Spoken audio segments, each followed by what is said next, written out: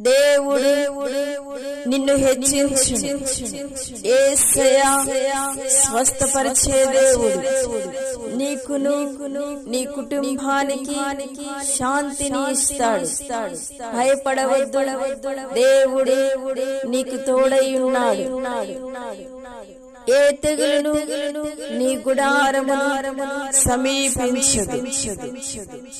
దేవుడు నిన్ను హెచ్చించి నీకును నీ కుటుంబానికి ఘనతని ఇస్తాడు. యెహోవా షాలోమ్ శాంతినిచ్చేవాడు.